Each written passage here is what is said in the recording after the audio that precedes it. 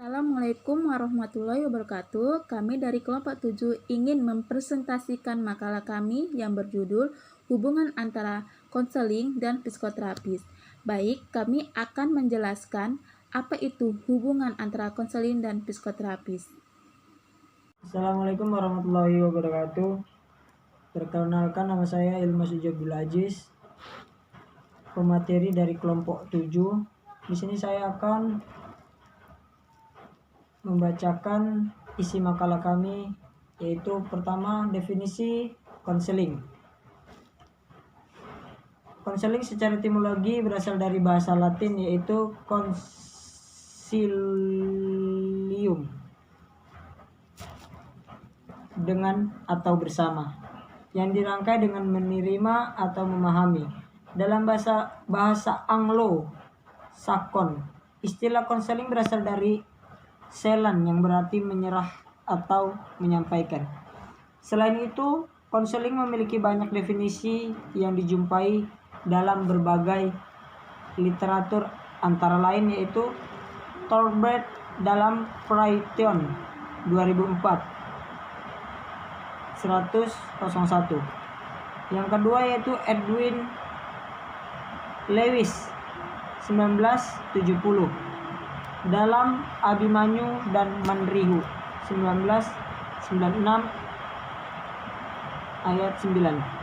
Dan yang ketiga yaitu Palmer dan McHone 2000 yang dikutip oleh McLean 2004. Yang keempat yaitu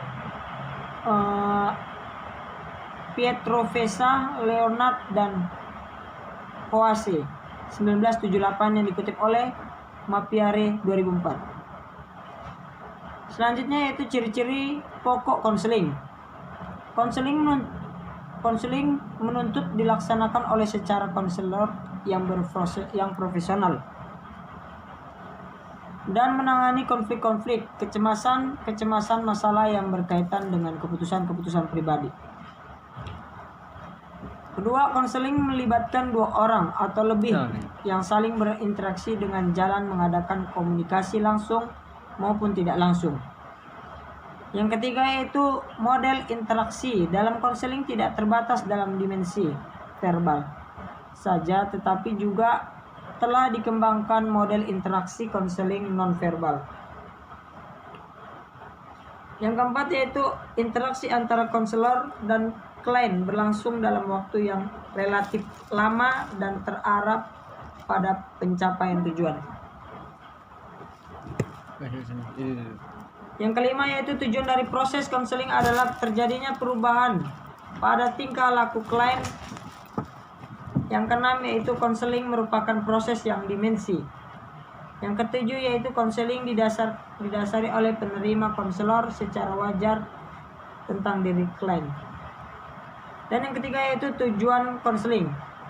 Selain tujuan konseling yang tercantum dalam prinsip konseling di atas, ada beberapa ahli yang mengemukakan tujuan konseling, antara lain yaitu pertama, menurut Wills, konseling adalah upaya bantuan yang diberikan seseorang pembimbing terlatih dan pengalaman terhadap individu-individu yang membutuhkan. Yang kedua, menurut Profesor Rosjidan, ada 3 kategori yang bisa dicatat dalam hubungannya dengan tujuan sebuah konseling.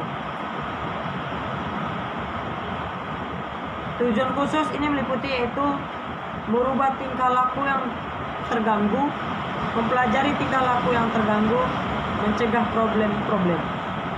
Dan yang ketiga yaitu Corey dalam Abimanyu dan Manrihu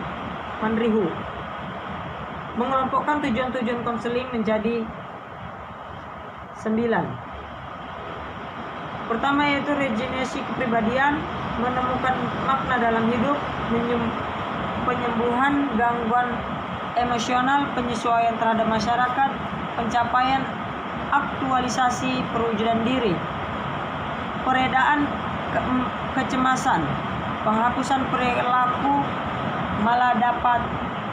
maladaptif, sulit untuk menyelesaikan diri, belajar pola-pola perilaku adaptif.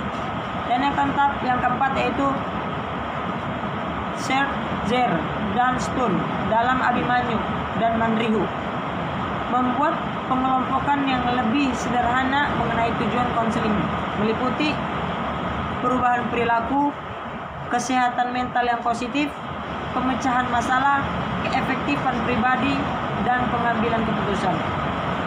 Baik, sekian dari saya presentasi yang dapat saya sampaikan. Kurang lebihnya Assalamualaikum warahmatullahi wabarakatuh. Nama saya Rosvita Herdiana Rianti Bruginting. Saya dari kelompok 7 akan menjelaskan tahap-tahap konseling.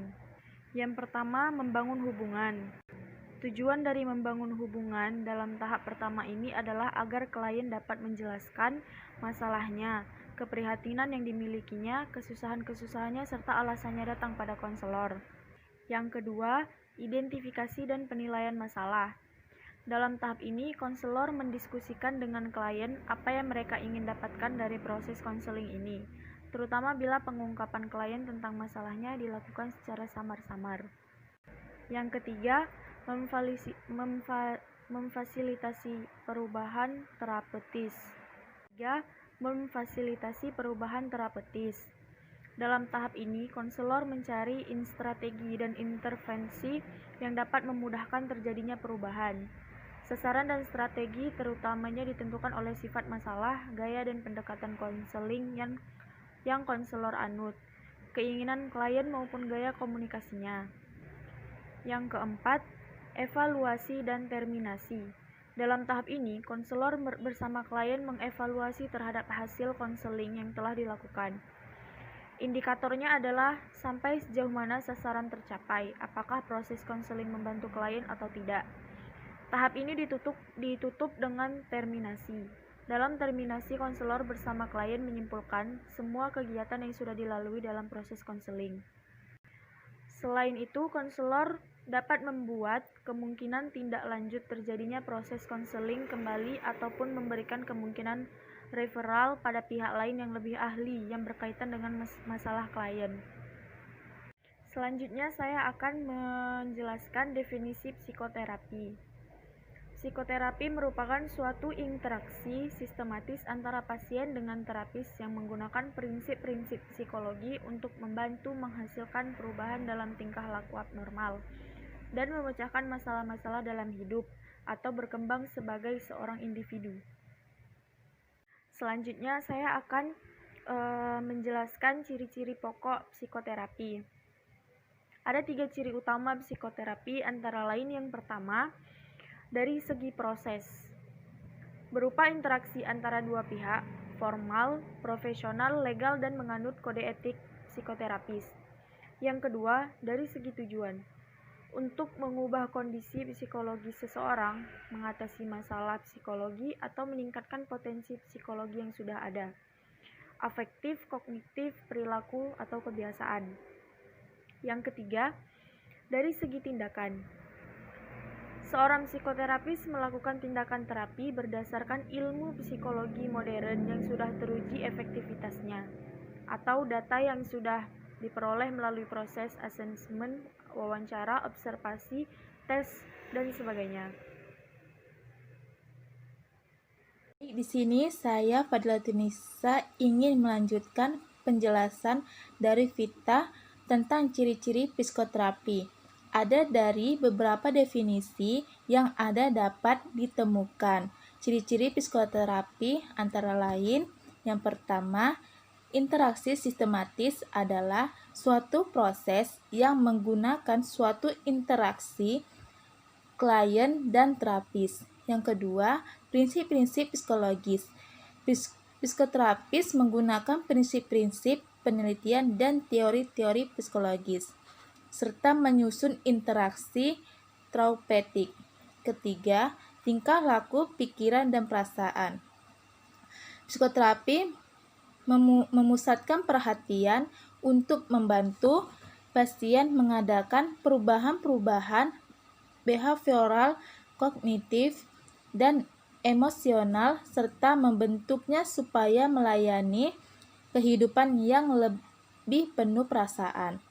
Yang keempat, tingkah laku abnormal memecahkan masalah, dan pertumbuhan pribadi. Tujuan-tujuan psikoterapi. Tujuan-tujuan psikoterapi diantara lain, yang pertama, memperkuat motivasi untuk melakukan hal-hal yang benar. Yang kedua, mengurangi tekanan emosi melalui kesempatan untuk mengekspresikan perasaan yang mendalam. Ketiga, membantu klien mengembangkan potensi. Keempat, mengubah kebiasaan. Kelima, meningkatkan pengetahuan dan kapasitas untuk mengambil keputusan dengan tepat. Keenam, meningkatkan pengetahuan diri atau pencerahan. Ketujuh, meningkatkan hubungan pribadi. Kedelapan, mengubah lingkungan sosial individu. Tahap-tahap psikoterapi. Setelah mengetahui tujuan psikoterapis, perlu mengetahui tahap-tahap dalam psikoterapis, yaitu yang pertama, wawancara. Terapis akan mengetahui keluhan atau permasalahan klien. Kedua, proses terapi. Tahap kedua dari psikoterapis adalah proses terapi, supaya terjadi komunikasi yang mengalir dengan baik. Ketiga, tindakan psikoterapis. Tahap ini dilakukan pada saat menjelang terapi berakhir. Keempat, mengakhiri terapi. Terapi dapat diakhiri kalau tujuan telah tercapai atau apabila klien tidak melanjutkan terapi. Hubungan antara konseling dan psikoterapi merupakan usaha pemberian bantuan kepada seseorang yang mengalami kesulitan baik lahiriah maupun batiniah yang menyangkut kehidupannya di masa kini dan di masa mendatang.